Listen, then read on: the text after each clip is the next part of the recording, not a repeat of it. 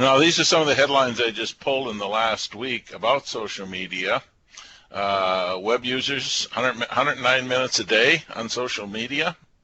That's a lot of time. Equate that out, and you see we're at, pushing 2 hours. And social network, this says we eat up 3+ hours a day for the average American user. Found another one that says on electronic media, and now we're really going much broader, that Americans are using 11+ hours a day, and recently for 2015 it is now at 12 or just slightly over. But look at what it includes. It includes certainly more items than what I might think about, but they are out there, and it's a scary process that we have that. And then, of course, today we're talking about online education and the possibility of us reaching out to clients, be it one-on-one, and I would suspect all of you are doing that simply via email or Twitter or some other platform that you're doing and stuff. And again, we come back to the fear. It's just one more thing we have to add to our plate, and when will we get it done, and what do we take out to put this in and stuff. And hopefully by the time we get done today, we will have alleviated a few of those fears and come to recognize that, it's just another way of doing business, and it really need not add a lot to workloads and stuff. It is possible to do fairly simply and stuff. So we have a couple questions today. Mike and I tried to set up some other ones here and stuff, but the questioning service, the polling service here in Skype only allows sort of a multiple choice. So what you're going to have to do here is, for this one, just jot down in the chat box all of the activities you currently use in your educational program. So just put a 1 if you use a website, 3 if email, 6 if you're blogging. So go ahead and start typing.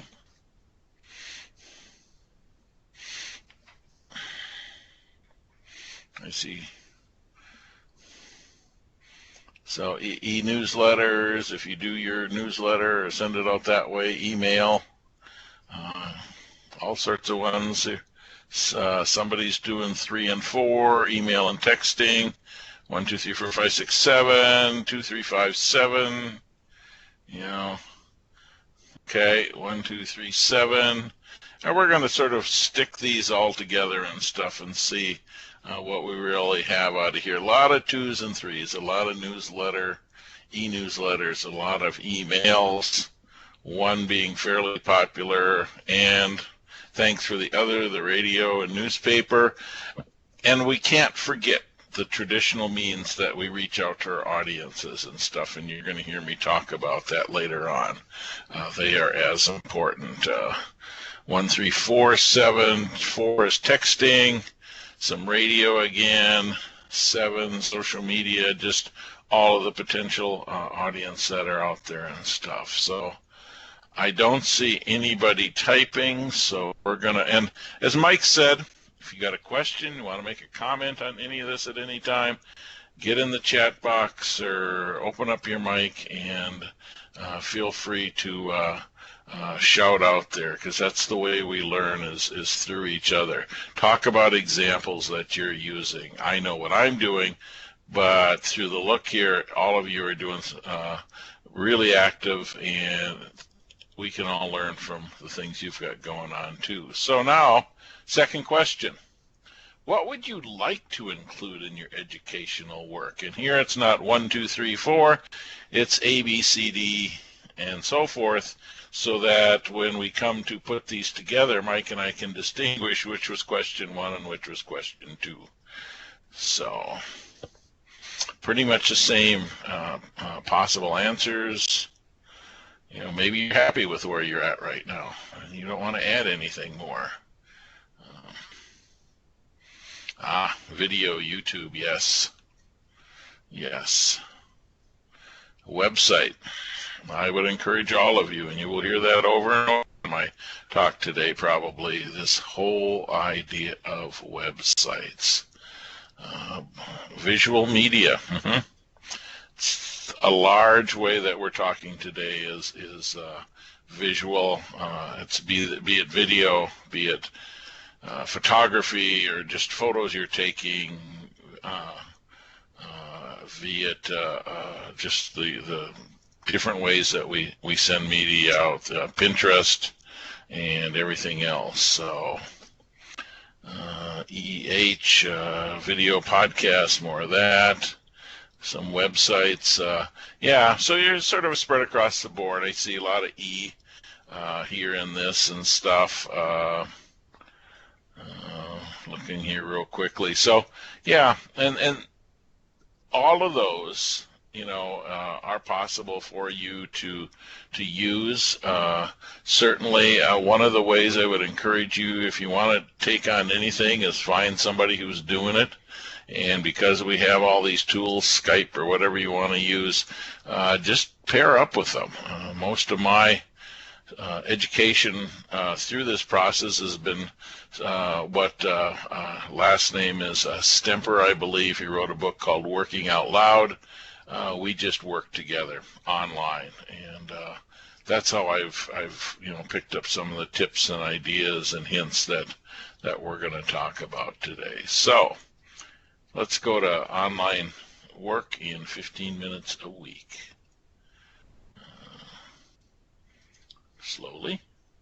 So these are the three things that hold most people back from even getting online, or certainly if they're online, from doing or moving very far in it, or changing very quickly. And it's just that fear we have inside of something new, something different.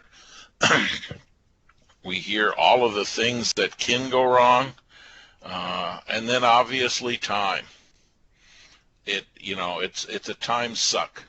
I mean, that's the word that it's referenced all the time is, and if you're online right now and you've got a Facebook personal profile, you may know the hours that you can spend. And I have dear friends who refuse to get on because they're just afraid that once they go down that path, they'll never come out of the dark again. So, and also support.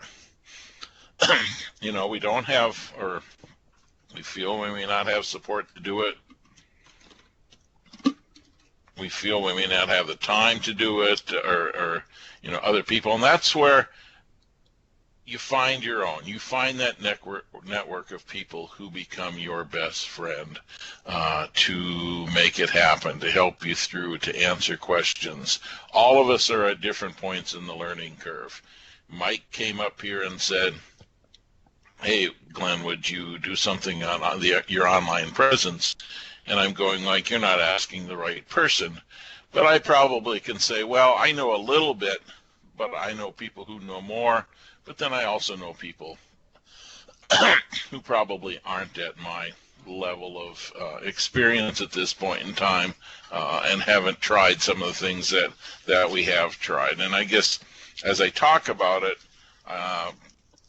just to give you an idea, I do Facebook, I do Twitter, I tinker with Pinterest once in a while, we blog, we have web pages, and we're doing all of this as a lot of the learning process.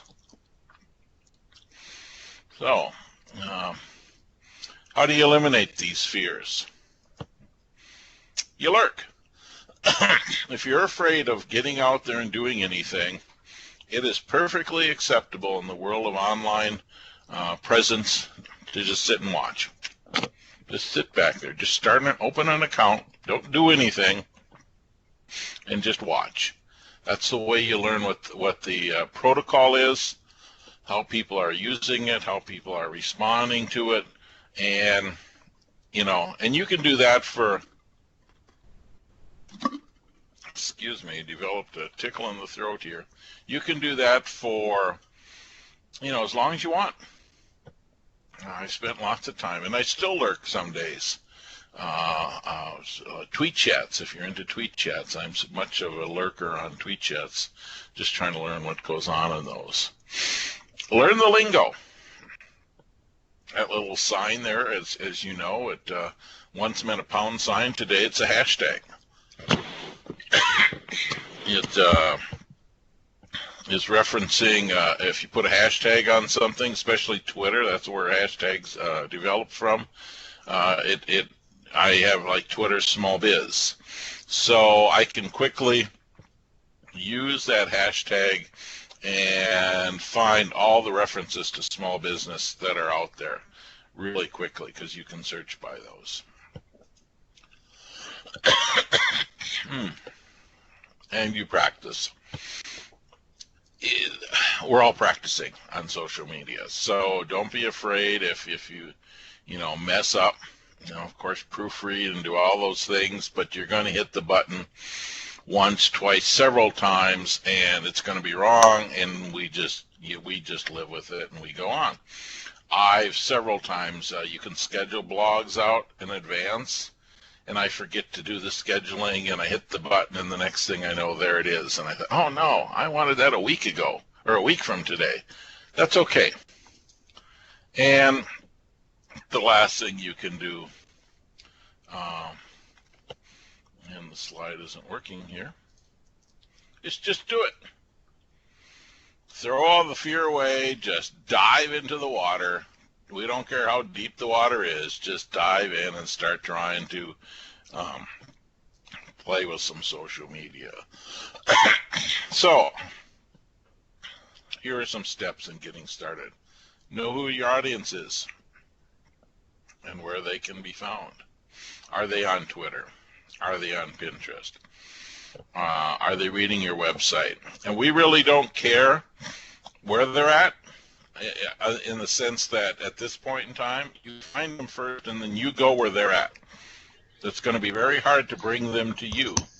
You need to put them where they're at and stuff. Glenn, this is Mike. So do you want to talk a little bit about how do you find where they're at? You lurk. The number one place is you find some of the leaders and the movers and the shakers, and you ask them, do you use social media? What social media do you use? Go out and look at their, if you know they're online, do a Google search. Check out their LinkedIn page. If they're professional, business professional, there's a good chance they may have a LinkedIn page. You can go out there and look where they're at. But look at their website. If they're serious about this, they probably have a website, as I said, and that's a great place to see because they should have listed, and you should have listed, what social media platforms you play in and how to find you in those social media platforms. So you find the movers and shakers, and because pretty much everybody, well, that's what we typically find, is that we're going to follow the movers and shakers in our industry. And so find them first, and then that'll give you a pretty good heads up. And just always ask, quick raise of hands. You got a bunch of producers in the room. What are you using? And have them raise their hands. Then you set some goals for yourself. Remember, Dan, you're out there. We were talking about building a house, so it's the same thing here. It's going to take a lot longer, at least twice as long as you plan on. And so recognize that and sort of put a plan together, understanding it's going to take a long time. Get a following. And that is much harder to do, we have come to find out, than what it sounds like. It's tough to get people to follow you. There are so many people out in this world today, but you're a local resource. Certainly your local people will know you, and it'll be easier for you to get them to connect to you and stuff. And then we'll talk later on, but make the most of your existing resources. Now, this diagram that I have up here begins this conversation that as I said, I will mention over and over. You see a number of the potential ways you can be online, and notice, though, they all connect to the middle. And that middle, when we say home, that's your web page. We don't call it web page. I mean, that should be the key part that you first start out with if you're going to have an online presence, because that's where you have the opportunity to control everything. All of the other ones on the outside, to some degree, are controlled by an outside entity.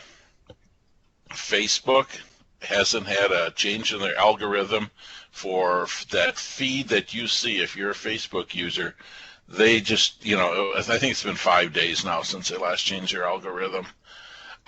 You have to follow what they're doing, and so go to the middle square and start there. Your website isn't an option, and I don't count your website as part of your 15 minutes. It is so crucial that you have a website in today's world. Again, I apologize for this throat here that just decided to act up at the last minute. You only control 3 things on the web: your website or online, your email list, and your text list. Content, you control that, yes, but how it's sent out there, who gets it, unless you are able to send it to them directly, and that's why e-newsletters and email and even are so important, because you can directly send to who your target market is. And that's back to your question, Mike. That's great when you know that and you can directly send to them. I get a much higher response rate off my e-newsletters than I do putting out lots of tweets and Facebook posts and stuff.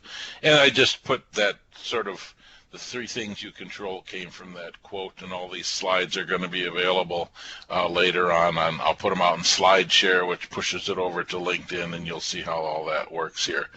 And so use the tools that are out there, but the website isn't an option. You have to have it. It's your base. Everything that you produce should be put on your website, and because that's your home. That's where your content stays. You control it. You use it. And here's a picture of my website. All the areas in red a lot of those come from social media, blogs, newsletters, articles that I write for the paper. If you see on the right, my Facebook feed automatically comes back into my page and stuff. So my page is largely a bucket, a bucket of everything that I've gathered. And you got blog posts in the middle. You got more blog posts mentioned on the outside. If clients are watching this, they'll actually going to see first the blog pop up on that lower left, and then later on the blog post is going to be in the middle with a picture, and later on it goes to an archive. Again, the importance of your web page. And like I said, I'm cheating here a little bit because, a lot of this, you probably have a county web page. I think all of you do. That's a key part of this. So I said I've cheated, so I'm also cheating somewhat. My confession here is that in that 15 minutes, I'm not counting the things you already are doing. You're reading, you're writing, you're listening, you're taking pictures, you're taking videos, you're answering questions. Online, you're already probably skimming various sources of news. You may be using social media for personal interest, reading, posting, emailing, creating newsletters. All of those items that you are doing there, you're going to do otherwise, or do already, and you're already doing them. So now is your chance to just move them and do something else with them. So, how to keep your time under control? Have a plan. We mentioned that. And that plan should probably start slow and small. You only got 15 minutes a week for the first month. If you're not doing anything, lurk for the first month. Don't do a thing. Pick a website or a platform or two, Twitter, Facebook, YouTube, and just watch. Just see what people are doing. See what the movers and shakers of the industry are doing. See who's referencing who. And then get your website up and running. Like I said, I don't count that as part of it because now we're going to use social media to push people to your website. That's the goal. And then finally get to 1 post a week. Now you'll probably respond to me and say, well, I hear that 1 post a week doesn't do it. Then do it as a team. You've got your county team. You've got other professionals who are in the same area as you. You can do that as a team. You don't have to put all the posts up there. As a matter of fact, it's best if you don't. Uh, get some other people to help you out in this whole thing. And develop a personality for this, for who you are online. What's your personal side? Part of social media is the social part, and that's a very important part of social media, is you don't have to be all informational. You can talk about your pet cat, just don't do it all the time. It's not a sales job, but we're instead bringing information that people can use, that people will find interesting, etc. And Dan, I'm sorry to pick on you again here, but I liked watching Dan's comments as he was building a house. And occasionally his Facebook page would, oh, here's where we're at today and stuff. That gives me a brand, and it gives something to connect with Dan at a whole nother level. If I wouldn't know Dan, at least I would say, here's a guy who's just, he's doing what I'd like to do and stuff, or he's doing something I've done. I can relate to that, and that's so important as we're deciding who we can trust online. These are your biggies.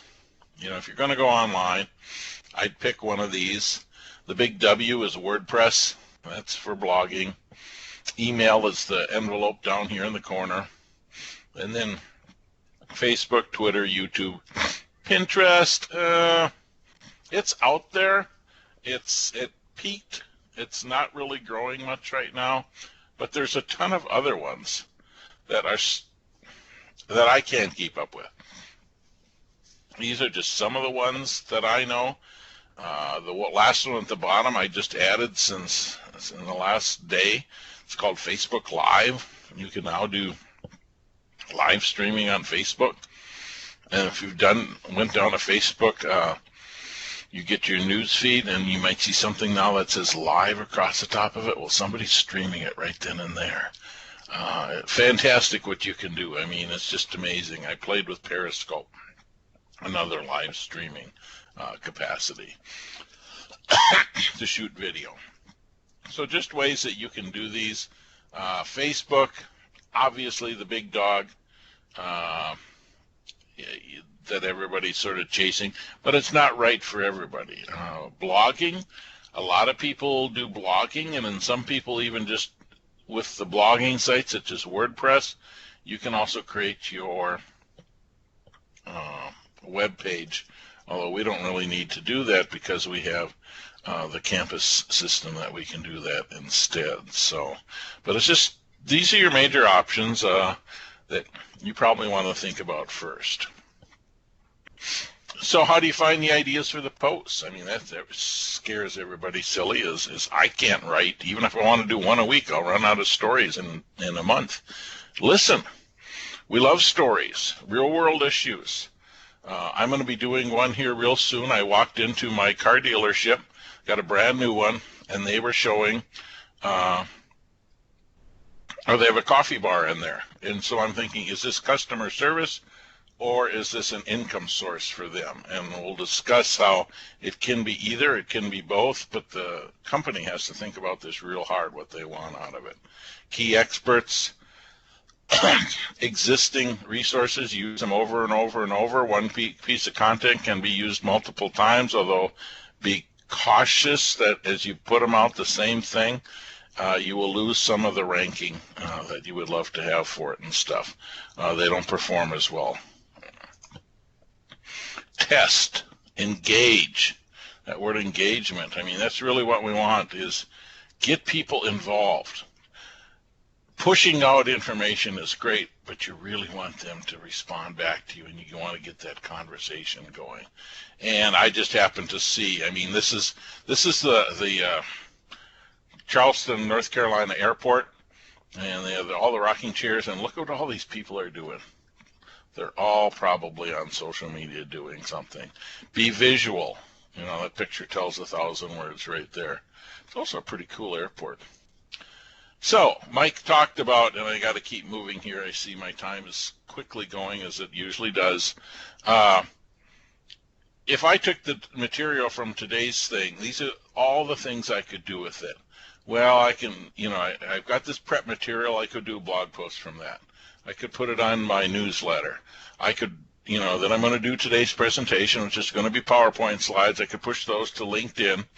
And from LinkedIn, then I didn't even draw the arrows, but they could go different ways and stuff.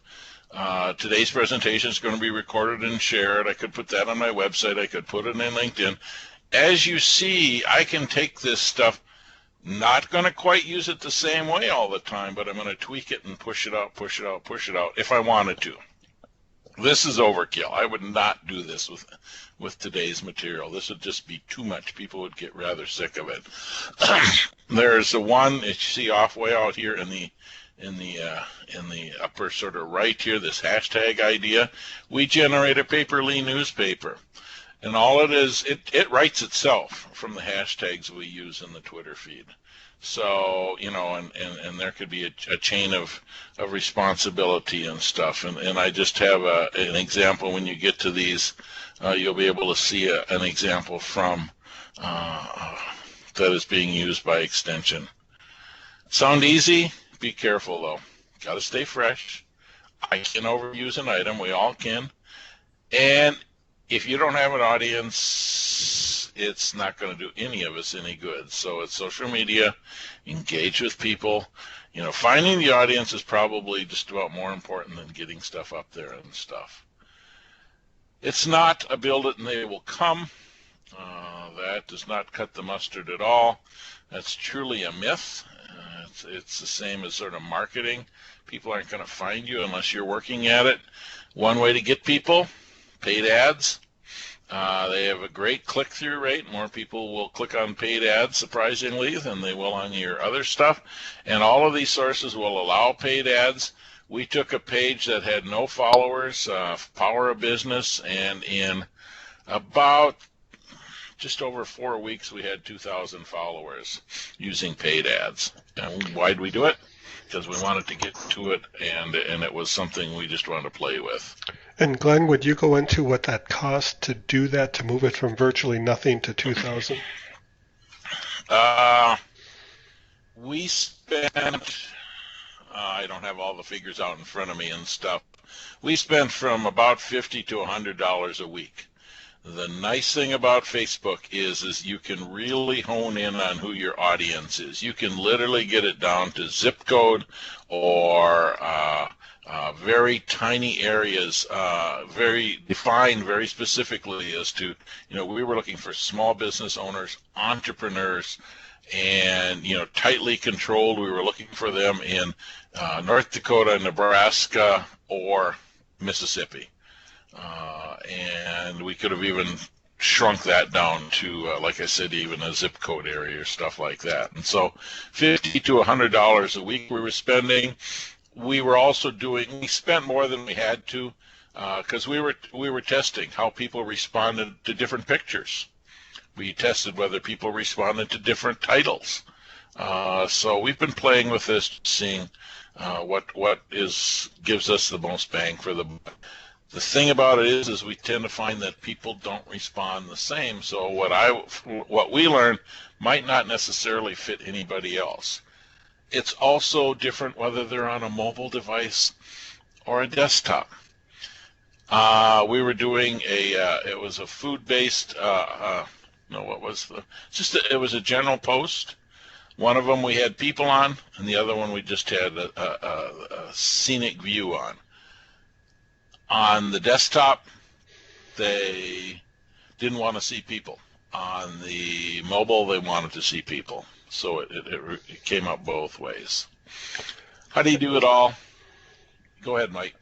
I was just going to ask you, so what is the minimum amount you can spend on a per week ad? I mean, is it $10, $20, or is it that $50? I mean, is it a sliding scale or what? You can take it down to 5 or 10. Okay. Or a buck, it's finding a source for it. I've done a number of them for 20, but it's also having that source of funds, where you're going to get it and stuff. So, it's something I just say think about it. It's a nice thing, but you're better off if you can get people to be coming in without not better off. You can do it without paying, but paying can be an effective way to find an audience. Now, because we still have those people, but they're not engaging much anymore. We should be running contests, and that's a whole nother story. Make it a priority. I have a time every day where I come in, and that's how I start my morning. Like I said, I'm heavily involved with it. Here, there are some tools, and I just list 3, that regular time, and then do it as a team. Our Facebook or our social media doesn't run just with me. It runs with a team of us. And besides the states I already mentioned, we also have somebody in Vermont and somebody in New York are sort of the big drivers for our teamwork there. Just some resources where I got some of the information and let you ask questions. Or are they all left us, Mike? No, I still see that there's 18 people here, Glenn. Well, there are 18 people who haven't clicked off yet. They're out doing something else. We're just overwhelmed. Overwhelmed, yeah. So, are there any questions or comments or observations that you've had from using social media that you'd like to visit about at the moment?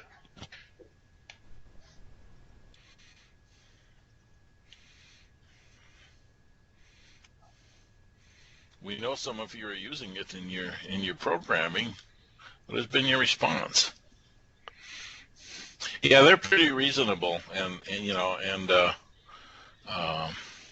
can get them fairly cheap, and of course, the tighter you can define it, the less you have to pay for ads.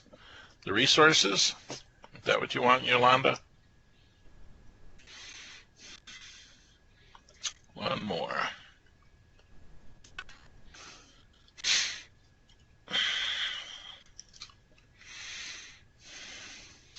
Like I said, these will be all, Mike will be sending out an email, and I'll get these posted today, tomorrow on SlideShare. Yeah, it's good point, Tricia. Have a topic. I mean, that really helps you. That should be part of your plan is where do you want to focus on today, or what's going on that's coming up, and you got to be out ahead of it and stuff, because it's amazing how quickly time passes, and all of a sudden an event has gone by. And there is just today, I'll try to look up a recent resource that just came out today, talking about social media, specifically Facebook and Twitter, and using them effectively for an event, to help push an event. And it talks about before, during, and after. What does a paid ad look like? Are you a Facebook user, Emily? They're pretty much, if you go out there, they pretty well self-identify this as a paid ad. Let me see. I wonder if I have any here.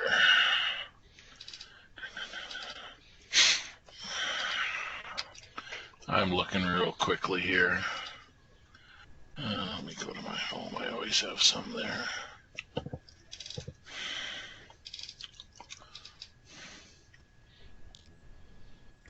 I'm not seeing any. I would share a screen if I could catch one real quick, but it will flip up things saying, "Hey, Glenn, do you want to send this? This is not performing, or it is performing."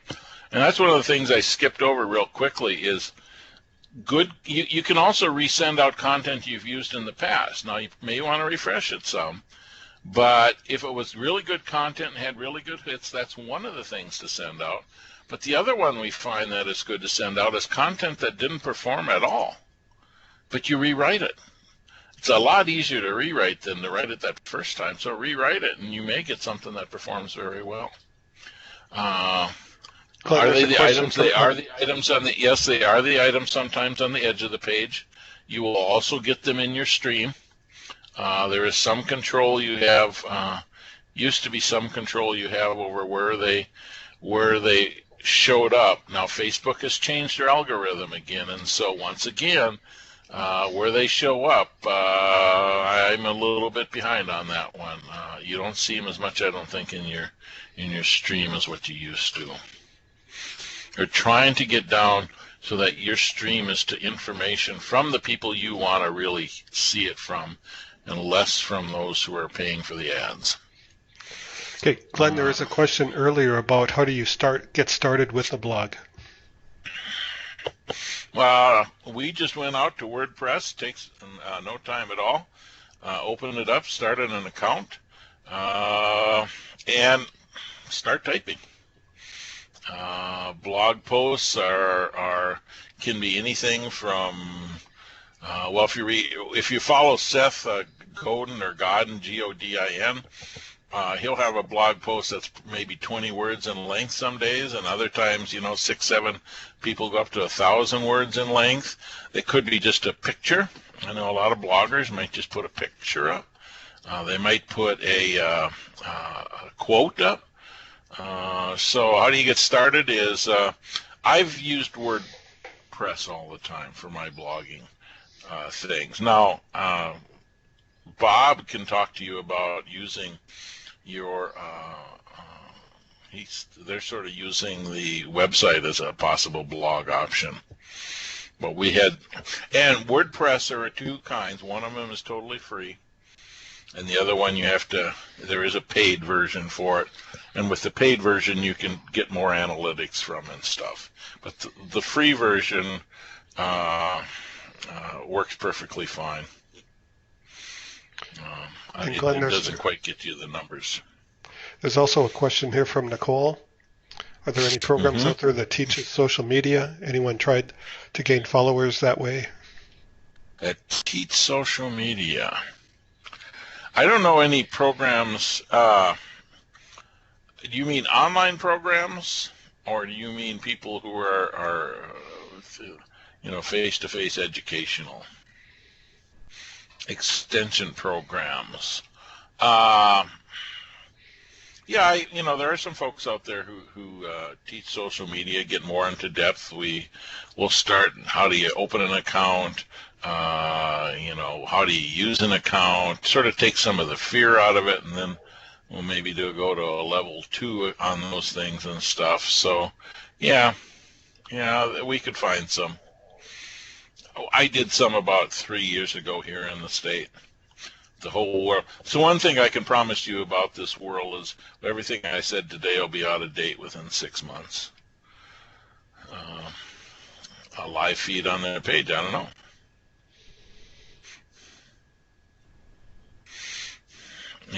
That would be.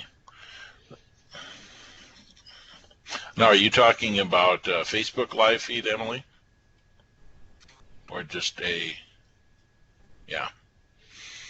Yeah, that's the new big thing right now, is that we're seeing take off like crazy, and that's this Facebook live feed where you can just watch something going on and stuff. We could have Mike and I could have set this up via Facebook live feed. It's sort of crazy, and I've got somebody encouraging me to do it because on the big site we're working on and stuff, we were doing one Facebook post a day, and we went to 3 a day based on, we wanted to try different hours. Instead of just a morning one, we now do a morning, an afternoon, and an evening. And what happened was, when we went to 3, we lost about half of the number of hits in total. So we're now doing 3 a day and getting about half the number of contacts or likes, or even click on it. We're getting about half the number of clicks that we used to get just with one. Well, what we're thinking is going on, what we're thinking is driving this, is that most of what we put out there it's not original content. And people are accepting of that once a day, but 3 times a day. They want to hear from us. They want us to be ourselves, to build our brand. So we're getting pushed to do some maybe Facebook Live or something, or more original content out there. But it's darn tough to 3 times a day original content. Ain't going to happen. So we got to find what might the balance be, and also find some more people to jump in. And that's where it gets back to do it as a team. The team we got to get more members on our team to step up and start working on this. Hey, due to the questions that came across, we've got an extra 15 minutes or so from the original plan, which is good because that means you have questions and you're curious about it and added some comments as well. So, any final comments or questions for Glenn? Yeah, anytime anybody wants to play with any of this, I'd be, I'll give you the expertise I have. And like I said, I feel some days it isn't very much, but or I can pass you along to somebody who knows a whole lot more. But probably your people right next to you probably know as much or more about some of this as they're just not talking about it. It's a great tool.